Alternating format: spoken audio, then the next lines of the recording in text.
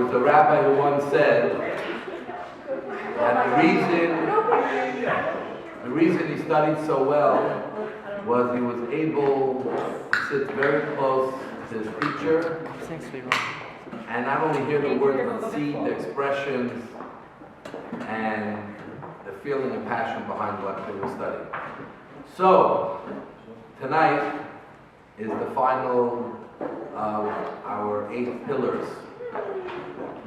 The program itself, April 10th, I'll talk a little more later, a little more about it, but this is the final of the 8 pillars.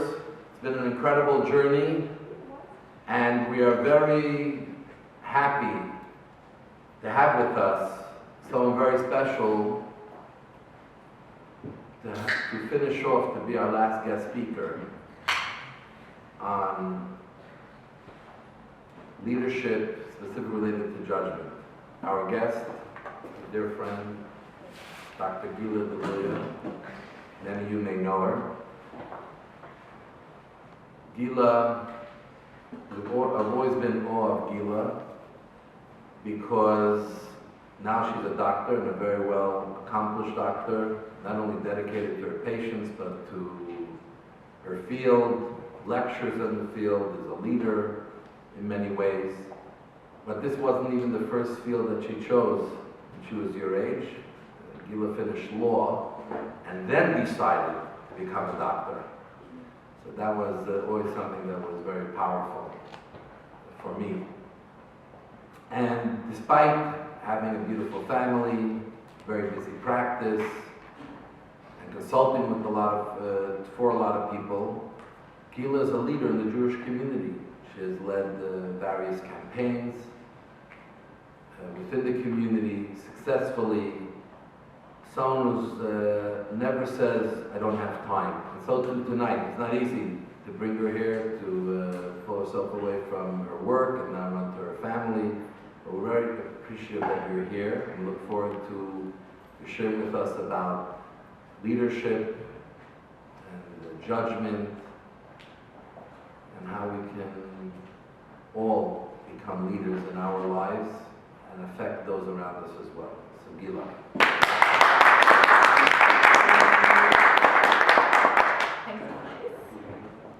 So, hello everyone. Hi Guila. How are you? My friend. So it's really an honor to be here tonight on your final session that focuses on judgment.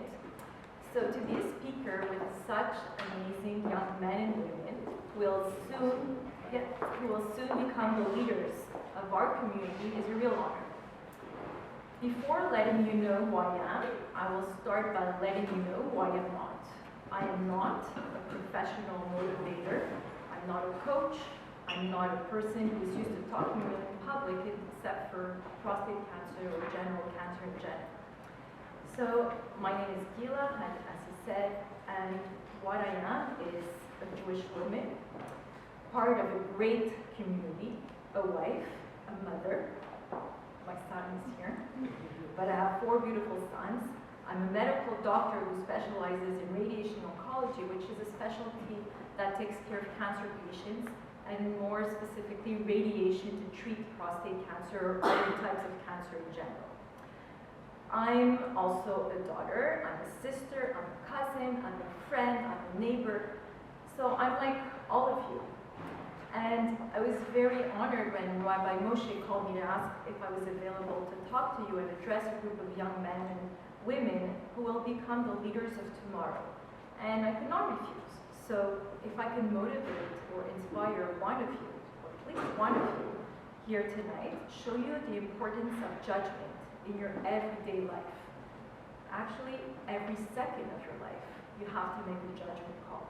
So if I could help you, guide you towards that goal, I'll be very happy to have you here tonight. So before I do focus on my life, I want to let you know that judgment starts with humility. So it's not easy for me to talk to you about what I did. You need to be humble. And you need to realize that it implies that we need to recognize that we do not know everything. You will make mistakes. I made mistakes. We all do make mistakes. And it's okay. We are all humans. We are all allowed to make mistakes. Judgment calls, might it be going right, going left, going to this subject, that subject, this program, that program. Whatever you do, every judgment call could be the wrong one. Doesn't matter. You'll make up for it. You'll be back. And it's okay. Okay? That will only make you better leaders in life. And trust me that I know Hashem prefers someone who makes mistakes and leads a community than someone stays home in his spot. Yes, he won't make mistakes, but he will not lead a community and will not be achieving a lot without making mistakes. So, as future leaders, you must always remember that humility is the premise of judgment, which is the last pillar here of your leadership program. So now, let's go back to 46 years ago. My parents, Claude, it's not my face, who passed away, and my mom, who's still with us, thank God, raised 4 children. If you all know my brothers and sisters, we're all different. We all have different paths in life, different lives, but we all have the same path regard to values, traditions, love of the family.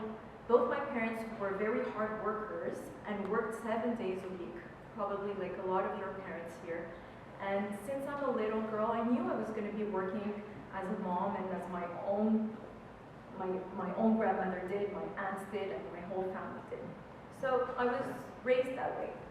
When I was a little girl, my dream was to become a doctor, not after law school. Really, when I was a little girl, that was my dream. However, I took a longer course and first did law school, not by choice, because I didn't get accepted after CJ. Doesn't matter. Keep on going. Did law, finished my bar, finished my stage, became a lawyer, and then I said, no, this is my dream, I'm going to go for it. And I persisted. And then, when I applied to law school, to med school and got in, I was 23 years old. And got married to my most incredible husband, Johan. And that was my best judgment call. I could have said, no, let's focus on my career, focus on my dream. But no, I took it upon me, and my call was, go for it. Get married, and you'll be able to do it. And that was my path. So when I got accepted to med school, although my husband was very happy and proud that I was about to fulfill my dreams, he asked that we first have a kid. And he said, I'm not going to wait for 10 years to have a child. So, Baruch Hashem, I got immediately pregnant with my first son, Noah, who, by the way, is also going to be a lawyer soon. And I finished my first year of med school with Noah as a baby, and then I lost my father to cancer. And that's how I was exposed to cancer. Throughout his disease, I did not leave him for a minute. I went with him for his chemo treatments, for his radiation treatments, and that's when I realized that was my desire in life, to be a cancer doctor and take care of people with cancer and be able to do research in cancer. So again, that was my dream, and I focused on this. And I was determined to take care, cure, help people with cancer.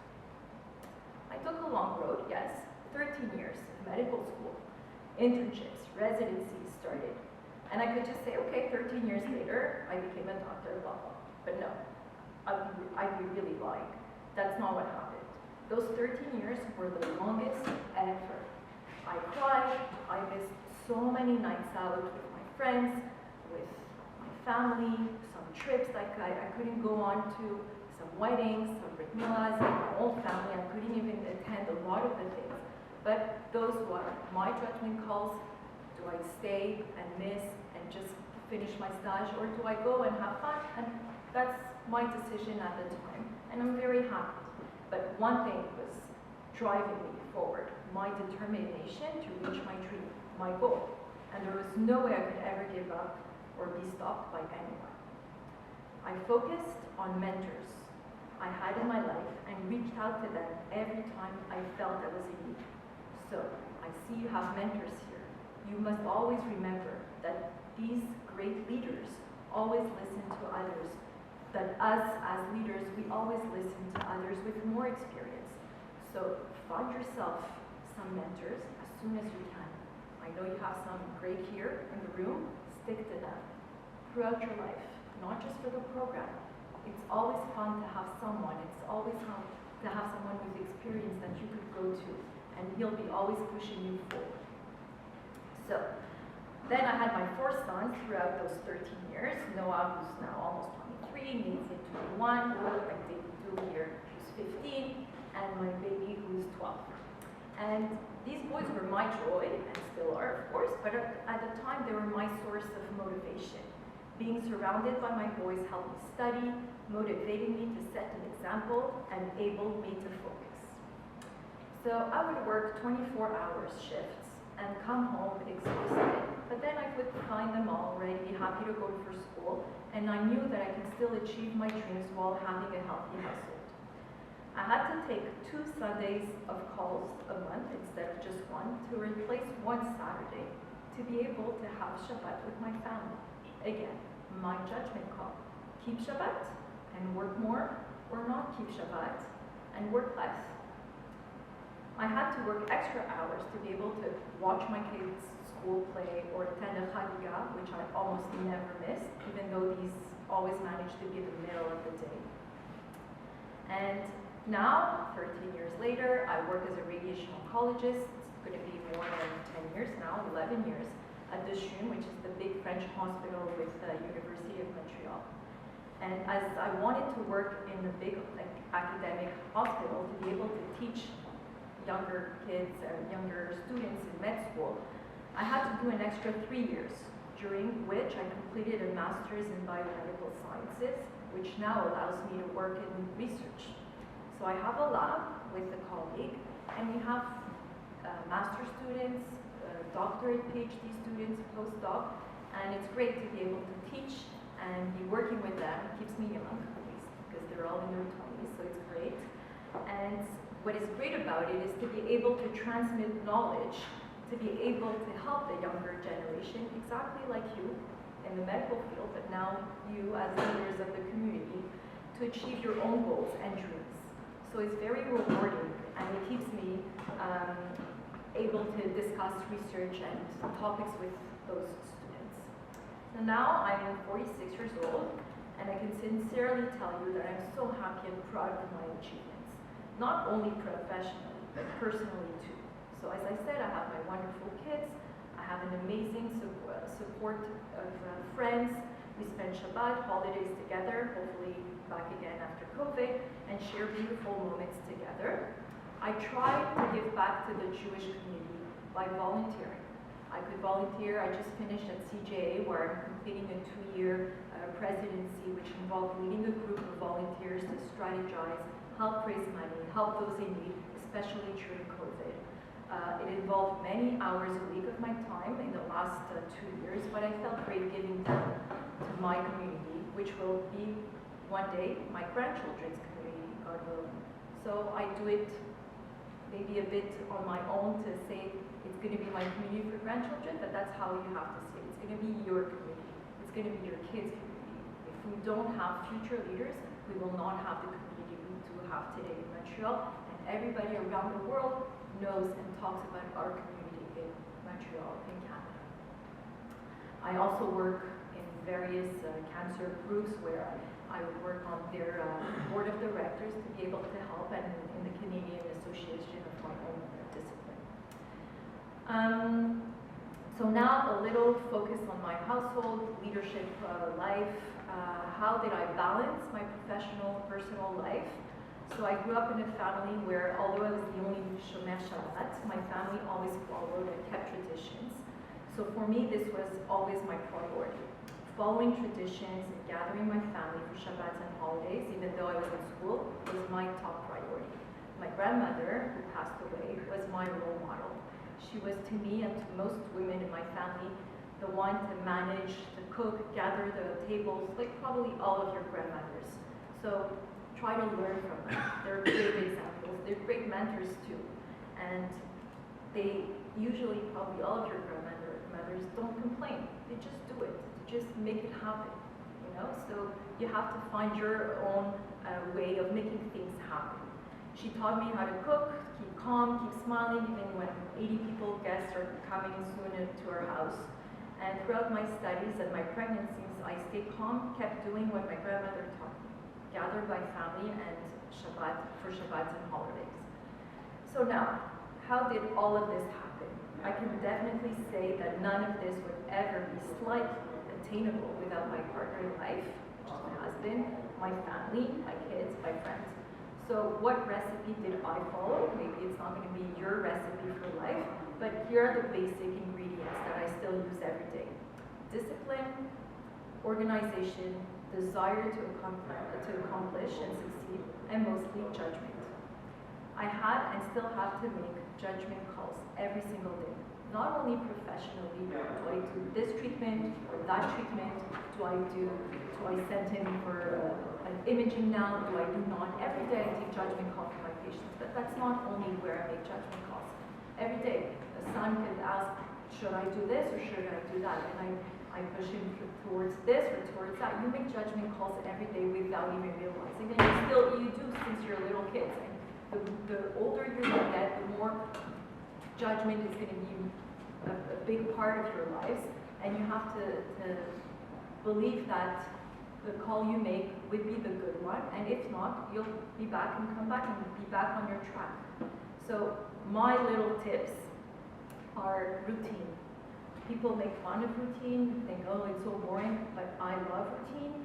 I wake up every morning at the same time, I train every day at the same time, I go to my trainer, the same trainer for the past 10 years, every time at the same day, the same time, never miss a day. I have the same salad for lunch, right? I eat the same thing. My kids know what we're going to eat every Monday, every Tuesday, every Wednesday. Yes, it's boring, but you know what? They all grew up and they all love it, and they know what to expect of our routine. And they know they have to be at the table at 6:30. That's our priority, and that's what helps us being able to go through your day. So have your routine. It's going to make your life much easier. Okay? My first thing. The second thing is surround yourself with people who love you, who believe in you, who want to help you, want you to succeed, who give you those positive vibes. If you have someone who's saying, no, you're not able to do this, no, you're not going to be able to do that, it shouldn't be part of your inner circle. For me, these people are my husband, again, my mom, my brothers, my sisters, my cousin, my in-laws, my friends. They're all part of my success. So again, as I said before, find your mentors and find your circle of people that will make you successful. Shabbat, I already said, I just say it again. I'm not trying to make you Shona Shabbat, do whatever you want, but trust me, once you get into your life, you count the days for Shabbat. I count the days, starting on Monday, I know what I'm going to make for Shabbat, of course, and I plan my Shabbat and I count the days, and that's what makes me going the whole week. And I can't wait to sit at the table with my family, no phones, nothing to go to, and just have family time with no pressure and no rush to go back to our everyday's life. So Emunah, believe in Hashem and trust that all that happens is for a reason. Hashem, He gives you what you can take and guides you and guides your judgment. You're not alone when you make your judgment call. He's here with you, and you have to believe in that. Body and soul, you have to eat well, exercise as much as you can, even if it's only 20, 30 minutes a day. It will help you focus and have easier days and better sleeps to have better days the later days. And lastly, do what you love and love what you do. Choose a discipline, a job, or whatever you choose because you love it. Not because it's nice, and my mom wants me to be a doctor, my mom wants me to be a lawyer, there's other things in there. As long as you do what you love, you're going to be able to do it and succeed in what you do. Just do what you love. And there's not one day, right? What do I say every morning? There's not one day where I wake up and I don't say, thank you Hashem, I love my day. And I look forward to my day. But this is me. You have to find your path, what you love. My challenge, of course, is trying to cut off a bit of work once I get home, but with my type of work that I do, I'm a doctor that takes care of cancer patients, so they all have my cell phone. They call me, I answer all the time, even if we're at the table, I get up. My patients are my priority too, as well as my family, but it's hard. You have to be able to make a little separation, but it's not always easy. And as leaders, that might happen to you guys. So find strategies to be able to cope and for the others that surround you to understand. So what is my message to you? My message is anything is possible. If you truly want it to happen, it will. You need to focus, set yourselves goals that you want to achieve, and go forward on your journey to achieve them. But you always need to remember to surround yourself with people who make you go forward. Mentors, family, friends. They have to encourage you, that believe in you and make you believe in yourself and avoid those negative vibes. Because it's so much easier to just give up, but then you will live the rest of your lives regretting and asking yourselves, what if? What if I had fulfilled my dreams? What if I had finished this program? What if I had chosen this job over that job? If doors close up on you, open them back. Make things happen.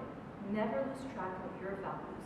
These will always keep you on track and always help you take the best decisions.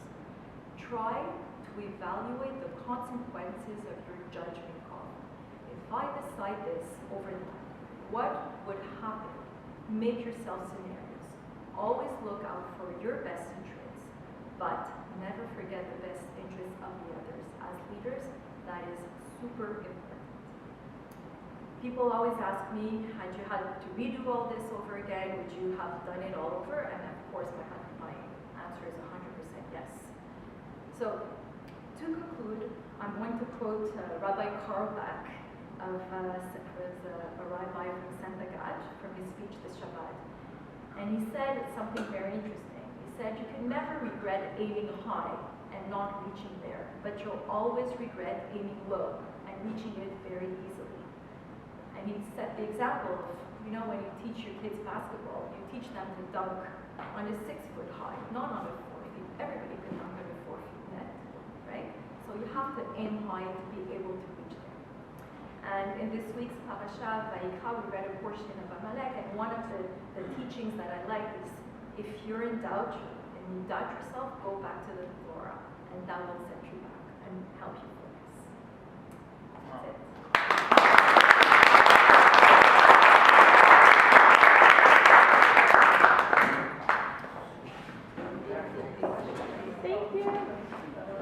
Questions?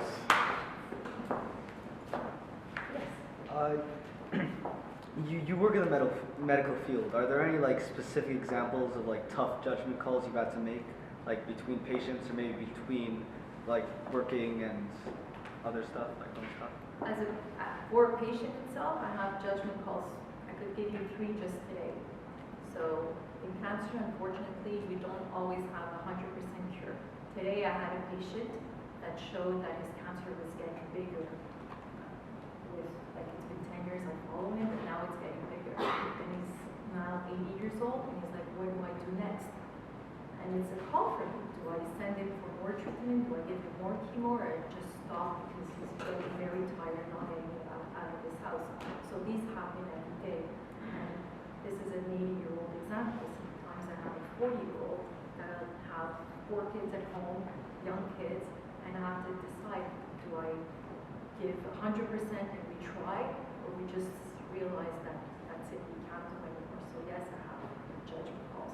And then your second part was towards judgment calls, the family, every time, sometimes I'm at work and I have my family, we're waiting, we're at the table, I'm with the patient. It's a judgment call.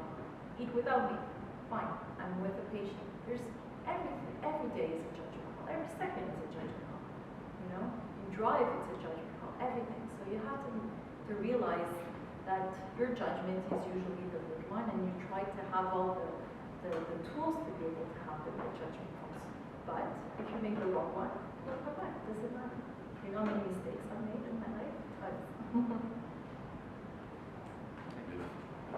Are you glad that it worked out in the way that you went to law school first, and it made you appreciate more stuff as when you finally got into being a doctor and you worked so hard for it?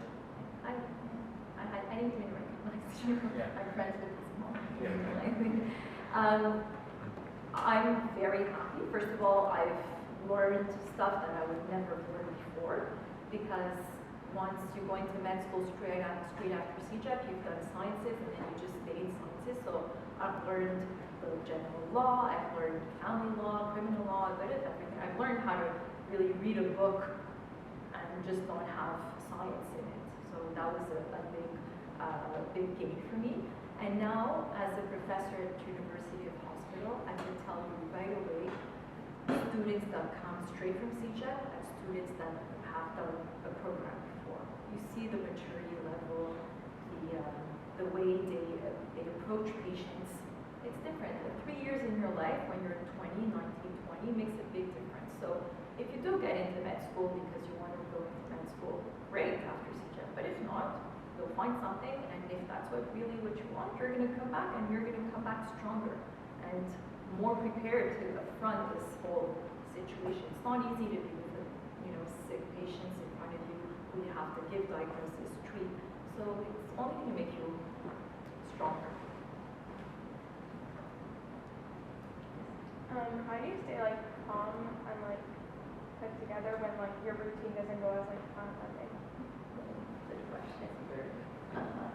I always try to make my routine the way it's supposed to be, but it always happens that something happens. So you need to make sacrifices. If I have something last minute, I have guests at night, okay, I won't train that morning, or I'll train later and more another day.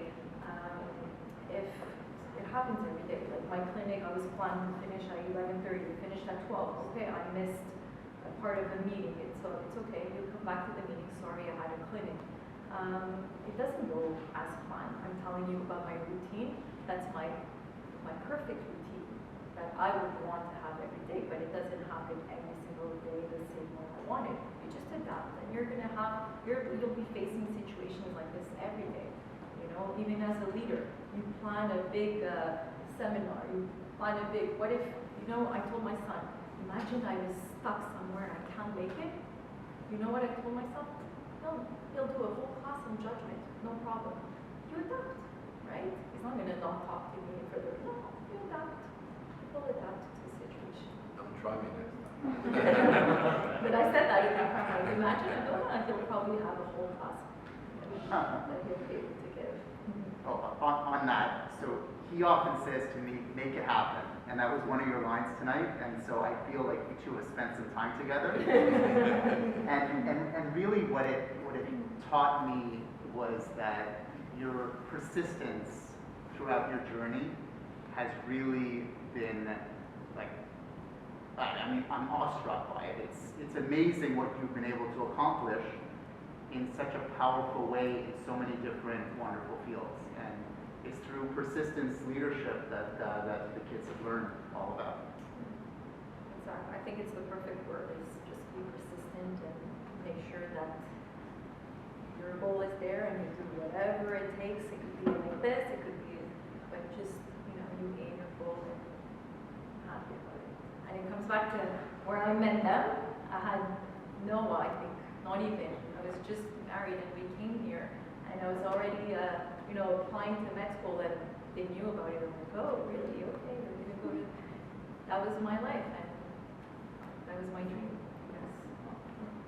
The Untitled, her husband is incredible. My husband is the No, I would not be here without Great him. team. They are a great team. Steve, you're hiding in that. One comment that I think you made, which is super interesting, is how you use and leverage your immediate support, family, your husband, your kids, how they gave you the strength to go through this, and you let it, you opened yourself to that support, and it helps you, guide you to it. And it's very important for people to be surrounded by that strength and that support system in order to push forward.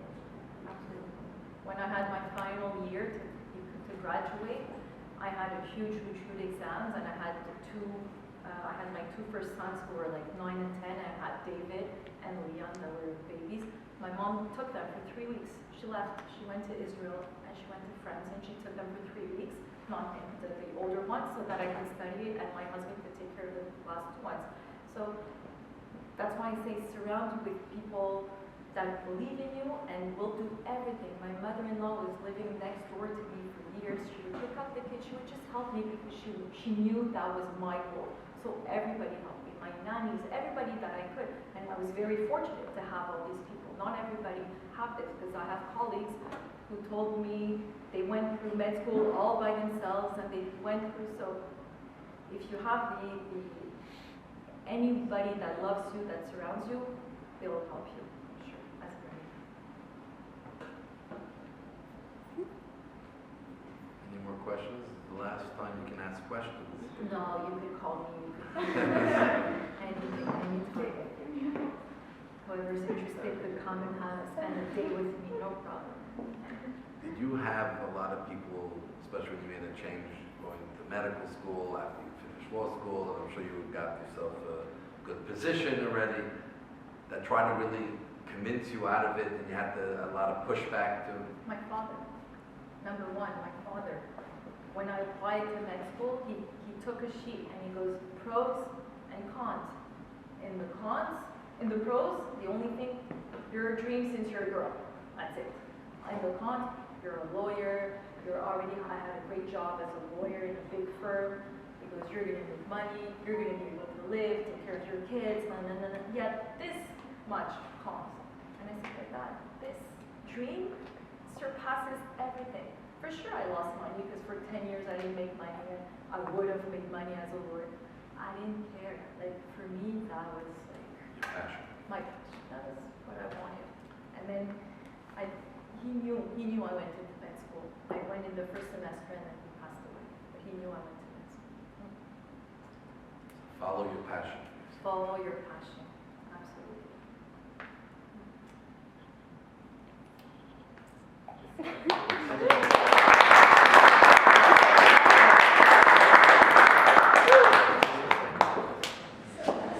So, we are at the end of the last session. I think that it's, what do you think about the judgment to choose this program? I think that was a good judgment. Great decision. Great. So I would like to, I will pass the microphone to everybody to go and to share. Better they come up. It'll be easier. Okay. Table by table. Table by table. Go table by table. Okay. Yeah. You can pull down your mask while you talk. There's no one around, so we can hear you better. So, not much, but we talked a lot about when making the decisions and using our better judgment and moral compass and the importance of that. Okay, beautiful. Next. Something about today or something you learned today. Okay. We talked about making the right judgments using not only our head but also our hearts and our guts. That sometimes when something feels right, it's better to just stick with it rather than overthinking and looking too deep into something. Sometimes your gut feeling is all you really need. Great, beautiful. That was for the first time.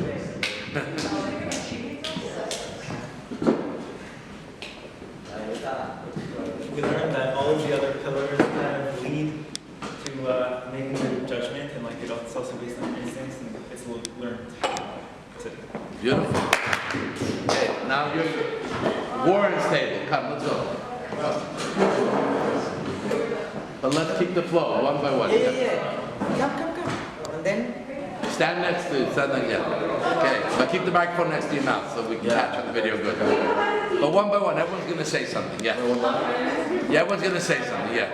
Okay, so there's like two things. So there's two things I would like to say today. Is that the first thing is that when Ms. Abitbal came to talk to us, she talked about how it's also how she made judgments like concerning her priorities and how her dream and her passion is what led her to do what she did. And also, so you can see like that it's also important that your judgments are driven by what you would like to do in life, and also like persistence and your vision, what you would like to do in life. And also we learned that the reason why it's you have to have good judgment as being a leader, because if you make too many bad decisions or like you have a judgment that's bad in too many situations, then you're going to fail as a leader and people are not going to accept you as a leader anymore, and you're going to therefore fail. So thank you.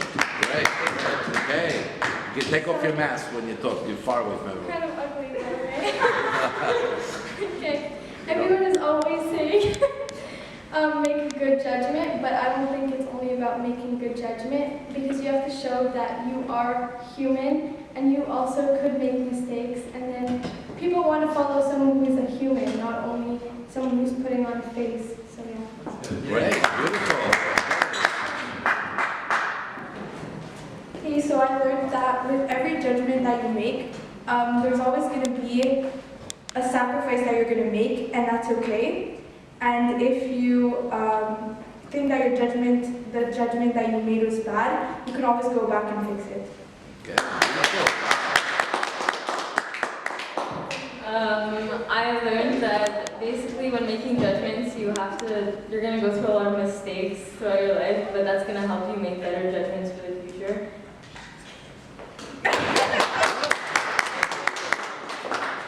Everyone going up is so beautiful. Oh, sorry, that's it.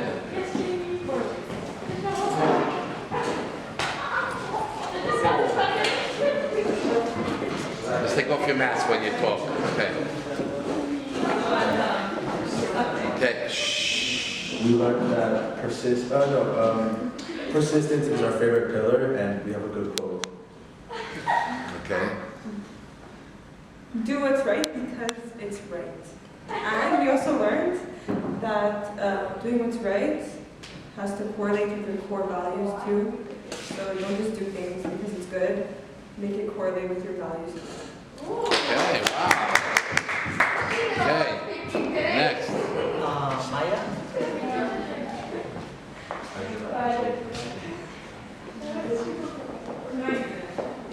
We talked about how sometimes making the right decision won't always feel right, but at the end, it's like it'll give the best outcome. Great. Wow. Incredible. Okay.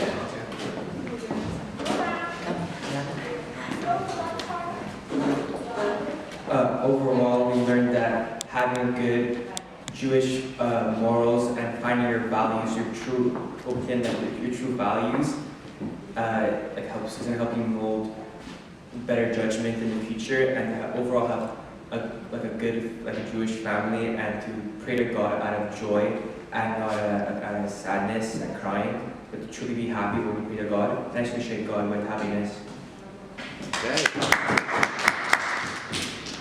Okay, so we learned that most of us have good values already, so we have to be self-aware that we have to use our good judgment to make judgment. We have to make a judgment call and be I have to use my judgment to make this judgment, if that makes sense.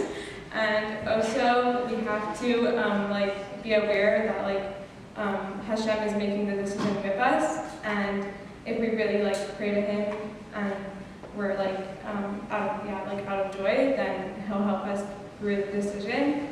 And wait, what was the last thing I wanted to say? We should make decisions thinking about the future and not only for self-gratification, if that makes sense. Great. To always find meaning behind judgment in life and the decisions that you make in your life. Wow. Everyone spoke. It's incredible. Happy birthday! Okay, so it's not too late.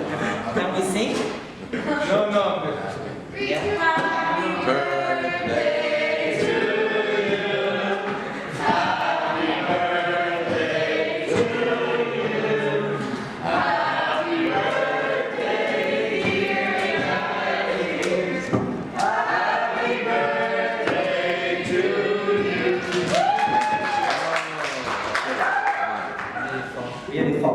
Thank you everybody. I would like to talk now about the graduation, but about the final project that I sent already an email.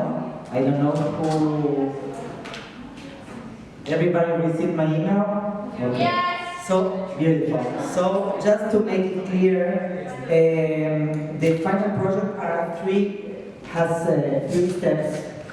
First one is to watch the TED Talk about salmon brains. It's very nice. To the subject, my philosophy for a happy life. And then you need to answer short